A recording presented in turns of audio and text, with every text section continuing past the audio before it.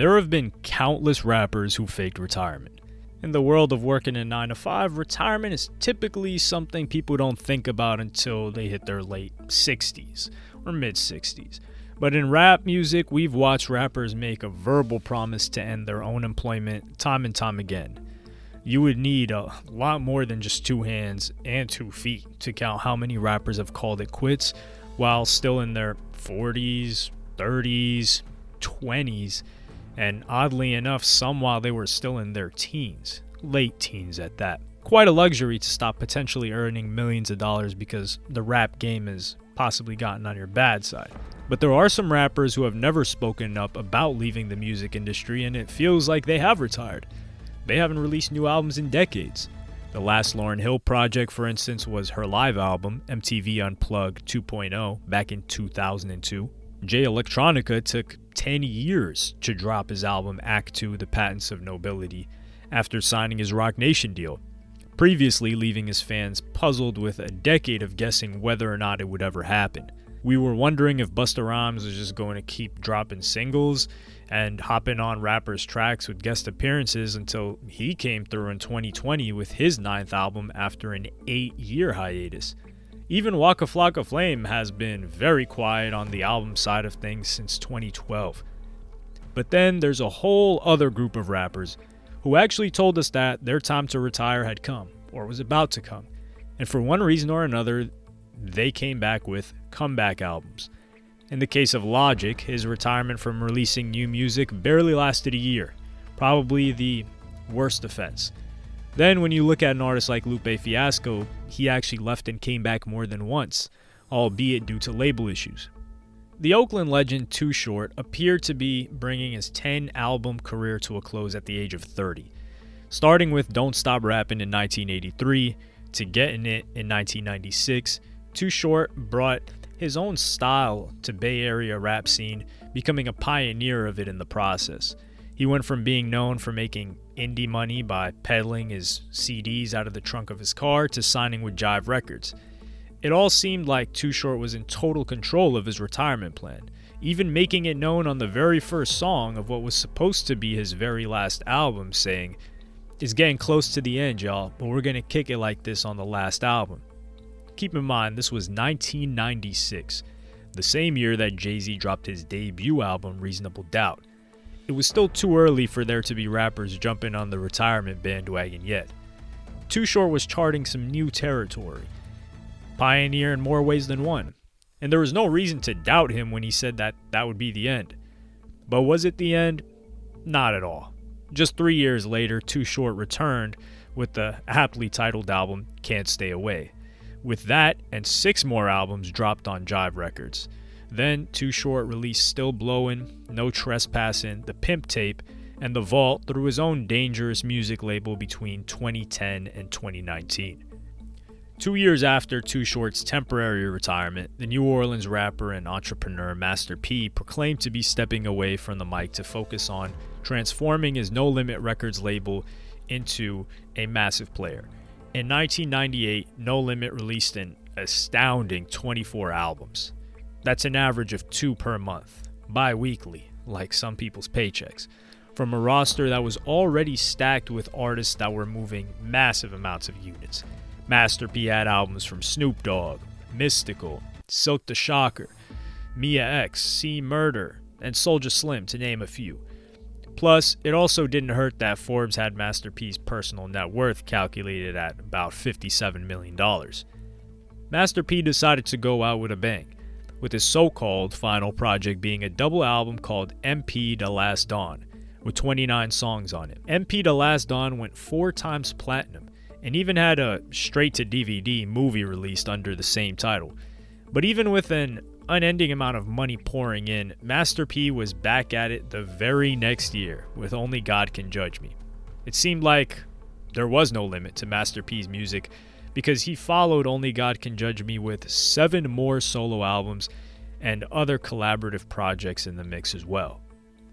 When Q-Tip, Phife Dawg, and Ali Shaheed Muhammad of A Tribe Called Quest came with their 5th full-length release, The Love Movement, it was supposed to be the final project. bringing closure to the Queens crew that ended the rap game with their first 3 albums considered classics.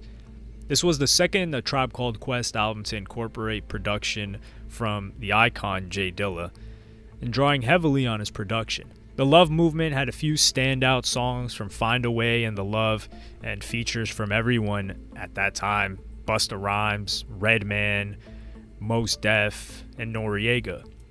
As the years went on, all 3 core members of A Tribe Called Quest remained active. Q-Tip had the major label solo albums, Amplified and The Renaissance. Phife Dawg got respect for his Ventilation to LP with production from Pete Rock, Jay Dilla, and High Tech, and Ali Shaheed Muhammad joined up with Raphael Sadiq and En Vogue's Dawn Robinson to create the supergroup Lucy Pearl.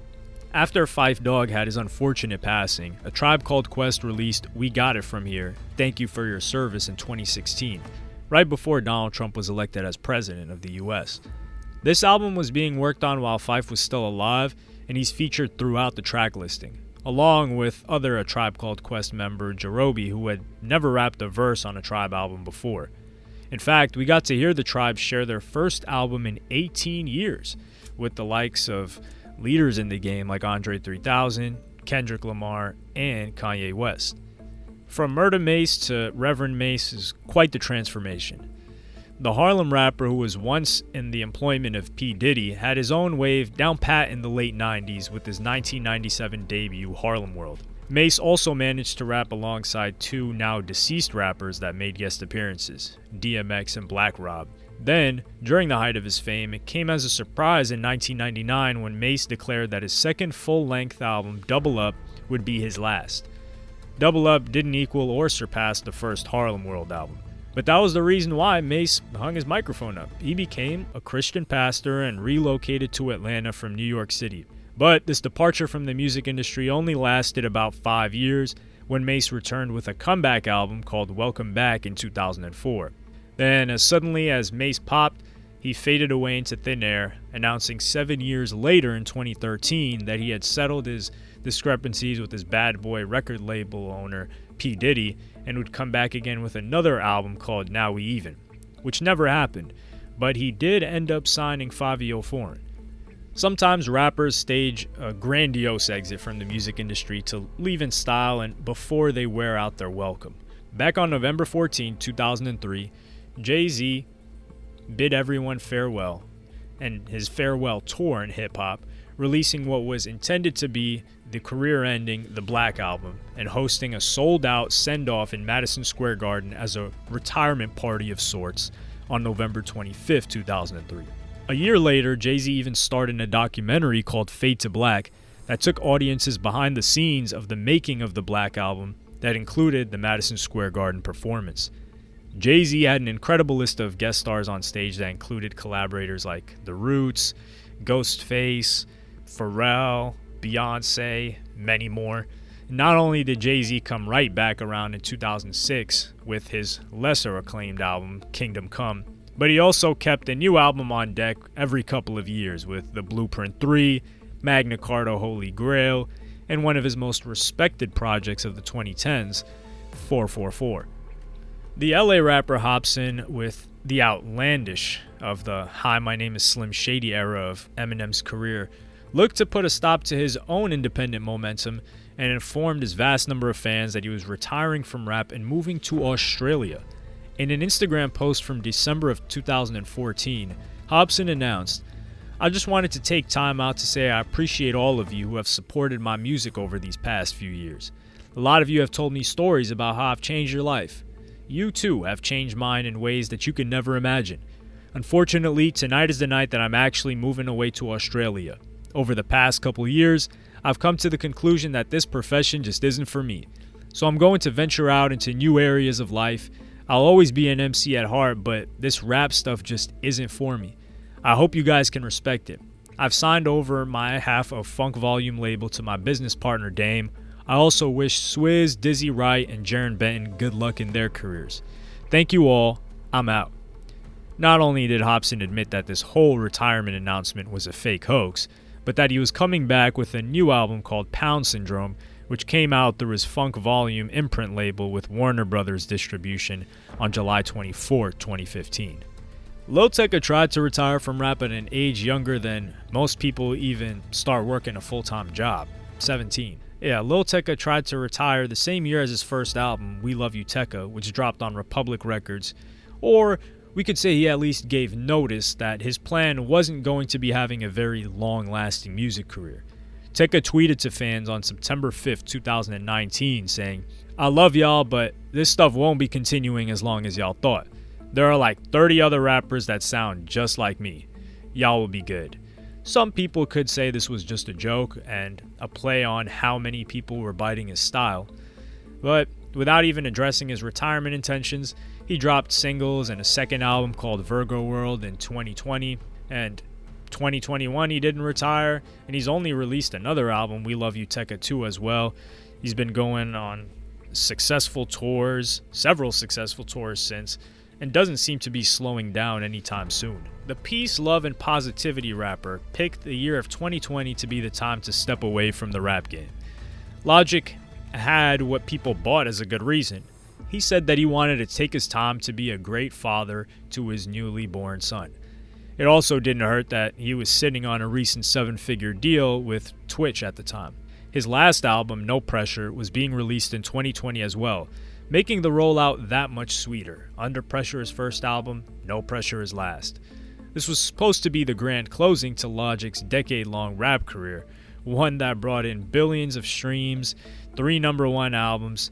Logic had his Def Jam deal in place behind the release of No Pressure, with the highly respected No ID as his executive producer on the project. In celebration of his retirement album, Logic cried while hosting a live stream in which he thanked heavyweights in the game like J. Cole, Drake, and Kendrick Lamar for showing him early support, and said that he would still be cranking out beats in his spare time. No Pressure was received very well by fans. It was his best-selling first week since Everybody.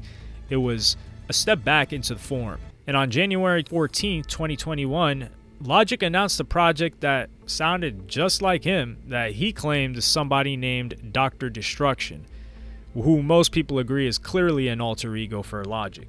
I met this cat at Doc D Music 3 years ago in Chicago.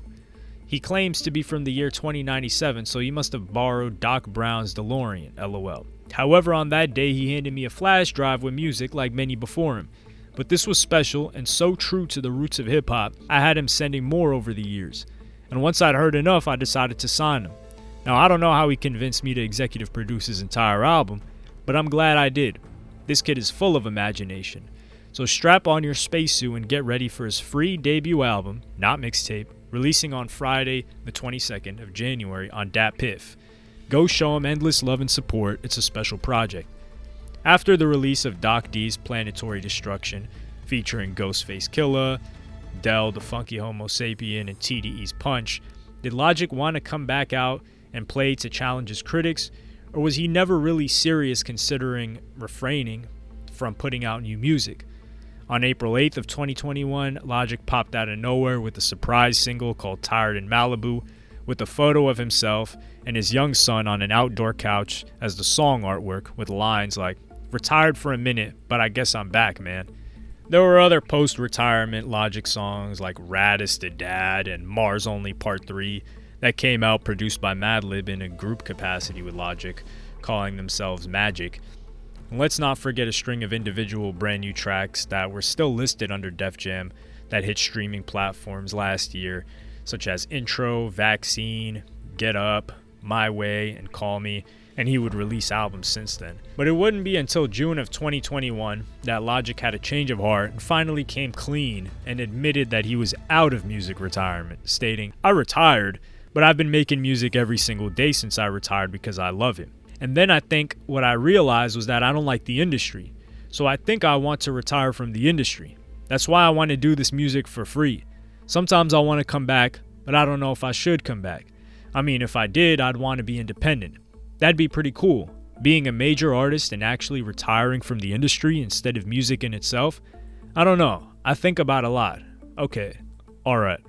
Logic would half get his wish because in the year 2022, June to be specific, Logic released what was set to be his last album on Def Jam Records' Vinyl Days, which was received very well by many fans. It didn't get much promotion from the record label, but if he releases any music since then, which he has yet to do, then they may be independent.